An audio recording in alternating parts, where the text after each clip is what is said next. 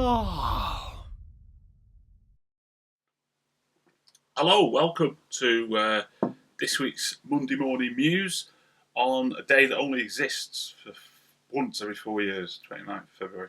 So, the weather here in Manchester is fairly bland today. It's a bit nippy, nothing spectacular. So, anyway, time for a muse. Right, so, many of you will have noticed, we drew the results for the black powder paint off from before Christmas, from September to Christmas, basically, it ran. The bit we drew was the My Wargaming Live portion, which is the Bacchus, the front bank, and the Cowpay miniatures. And the winners were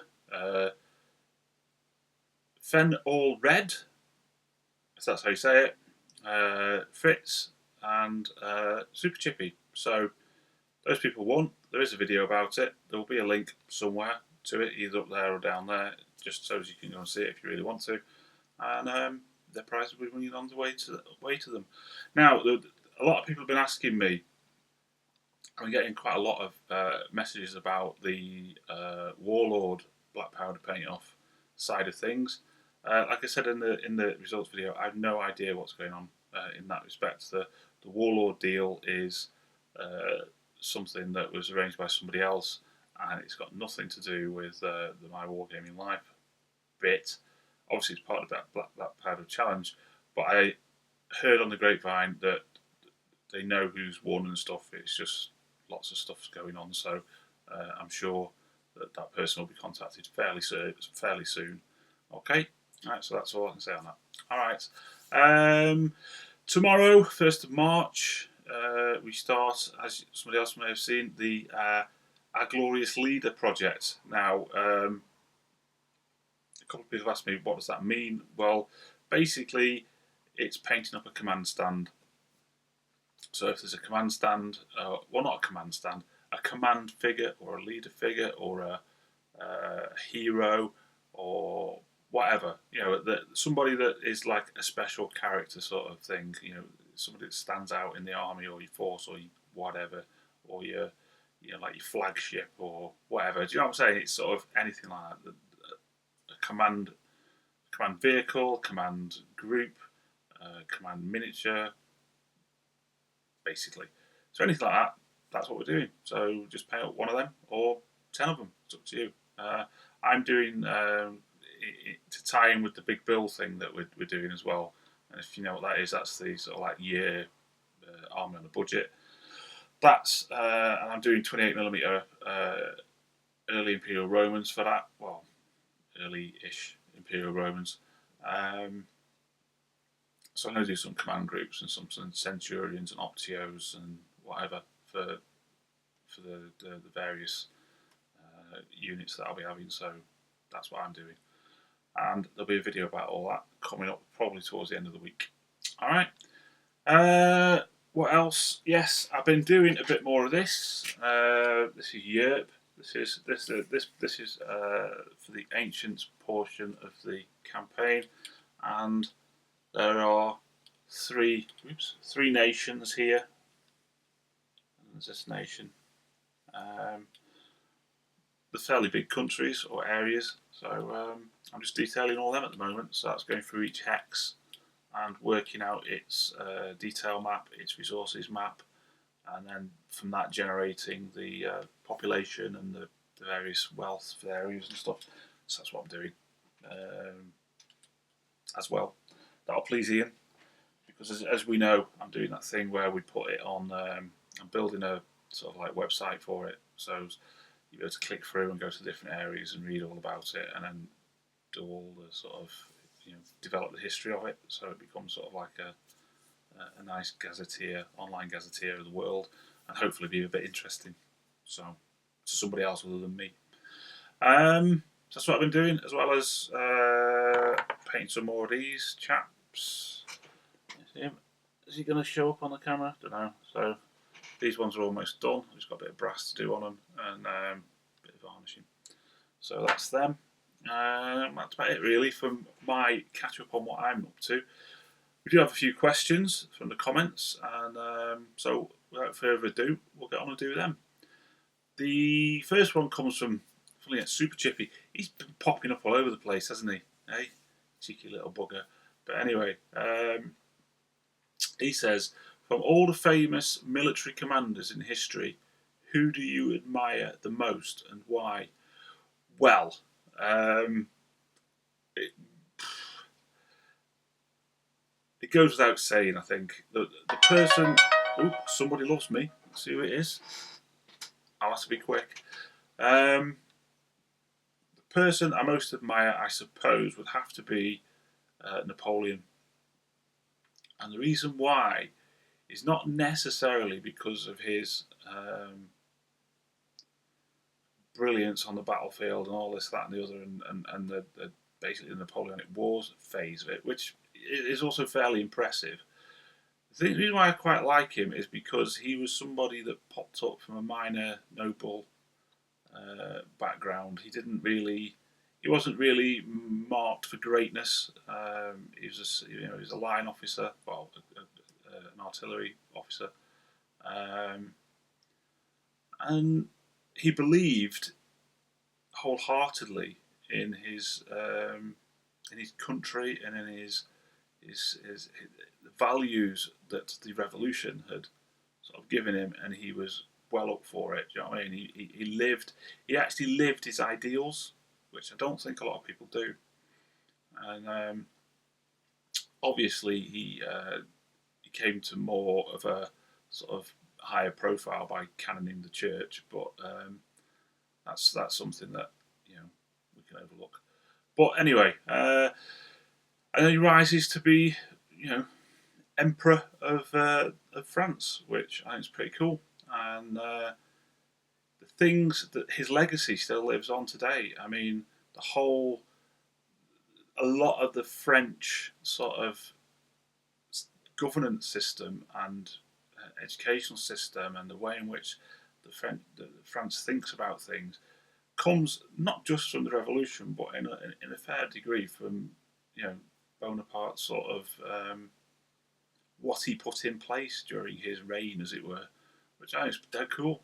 Next one, Shane Lindley. He says, if you could visit one battlefield anywhere in the world, where would it be?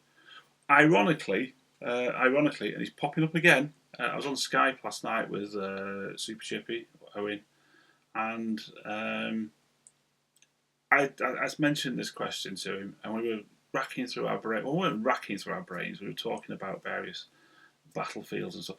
I just point out, I'm not one of these people. I don't go to many battlefields. I don't find it a particular fascination. Going to visit battlefields. I know some people do. Do you know what I mean? And there's nothing wrong with that. But I don't really do that, to be honest. I go and look at places like Vindolanda and castles and that sort of stuff. But battlefields, I always find them a bit windy and a bit in the middle of nowhere. But or they have a new build housing estate on top of them. So, but I've been to Culloden and Bannockburn and seeing them. Culloden is probably, or Culloden is. If you've never been, you should go because the visitor centre there is amazing. They've done such a good job on. I can't. Basically, it's a very, very sad place, and it's very emotional, and it's really it is very, very good. I don't like to use the word good when you're talking about a battlefield, but it is a really worthwhile going to visit that particular battlefield. It's quite stirring when you're there and you go into the visitor centre and the museum and stuff that they put. It's really spot on. So that's what it was. But anyway, I digress. What we actually talking about is like ancient battlefields and stuff. I mean, because I'm not really that fascinated by going to Waterloo, for example. Waterloo's been trashed, really. So, and it's a fairly big battlefield. And things like that, all the ones that most people say. But one Super Chippy reminded me of one that, as a kid, I was absolutely gobsmacked by, And I remember being told, I went to a Catholic school in my early childhood, and we did lots of stuff about the life of Jesus and the history of Palestine and Israel and stuff in the first century, and the prophets and the apostles, sorry, and their lives and this, that, and the other. And one of the things that was sort of mentioned as well was the siege of Masada, or Masada. To me, as a child, when I saw that, I was absolutely gobsmacked by it because it's incredible. And I had actually gone into the dusty annals of my mind. But as we were talking about it last night, and if there's one place I'd like to go and see, it would be that, because the sheer tenacity of the Roman war machine is incredible. I mean, if you don't know what Masada is, it's like a big plinth of rock, and the sort of like fortified town on the top, and the Jewish rebels had sort of housed themselves up in there, and it's basically invulnerable. As I said last night, it's a bit like, it is the ultimate nuclear bunker of the ancient world. It was incredible. But what the Romans did is they thought, okay, what we'll do is we can't climb it. It's too big. So what we'll do is we won't climb it. We'll build a ramp. And they literally built a ramp right up to the top of the mountain, and then marched up, and we're all ready for the kill, but they all killed themselves. So basically, it was a big waste of time from the Romans' point of view, because all of the rebels had killed themselves. So they didn't actually go up there and capture anybody or do anything. But that is fairly impressive. And one of the things about it that is good, in as much of an ancient battle site, is because you can still actually identify it. It's there because the mountain's there, or the plateau's there, and the ramp is still there. Well, it's not as big as it was, but do you know what I mean? So you can actually see that, and it's identifiable. You know exactly where it is. I'd like to go there. The other reason I'd like to go there is it's rather sunny as well, and I think it'd be like a nice, pleasant holiday. So there you go. That's that one.